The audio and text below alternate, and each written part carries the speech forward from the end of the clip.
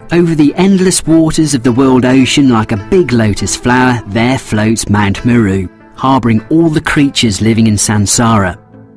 At the top of the mountain, in the rich chambers, live the gods. A bit lower, Bellicus. Beneath them lie the world of the people, and below the people, in the caves under the mountain, the dwellings of the demons of the 21st circles of hell. At the foundation of the mountain, emerging from the darkness, lies Shersha, the great snake with 1,000 heads, each of them bearing the sign of a swastika.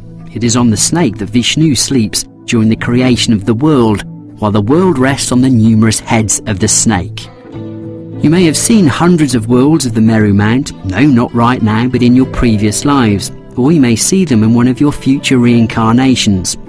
However, to have a look at the model of the universe is quite easy. For that, you should visit the Angkor Wat Palace, created 900 years ago, reflecting the cosmological scheme of the Hindu mythology. Angkor Wat is located as if on an island surrounded by a wide channel with 4-metre walls on the banks. The long road, paved with sandstones and framed with balustrades representing Naga snakes, lead to the central building of the complex. It is constructed in the form of a 3-tier pyramid, each of the tiers corresponding to the 3 platforms, those of earth, water and wind, supporting Mount Meru. The construction of such a huge temple was done in a very unusual way. It was built from top to bottom. First a hill of earth was made, and then the elephants would bring stone slabs to the top of the hill, with the earth being removed to free space for new slabs. Of all the temples in the area, Angkor Wat is less destroyed by the jungles bursting from under the stones, partially because of its isolated location, and partially because it was constantly preserved by the Buddhist monks living there.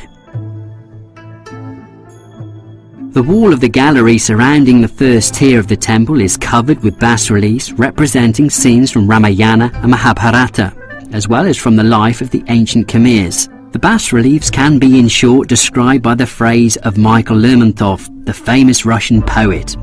The earth shook loud as every breast horses and men together pressed. The fire of guns was like a vast. However, the eastern gallery wall is wholly dedicated to the legend from Bhagavad Purana about whipping the Milk Sea, and the story deserves it.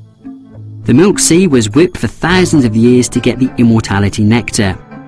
Vishnu, who himself managed the process, is depicted in the middle of the fresco, sitting on a giant turtle. The gods are on the one side from Vishnu, Asura is on his other side, and all of them are drawing the snake Vasuki from side to side, whipping the vast sea. Apart from the immortality nectar, the sea gave a lot of beautiful creatures, namely Apsaras, the beautiful maidens depicted above the bas-relief and en masse all over the Angkor complex.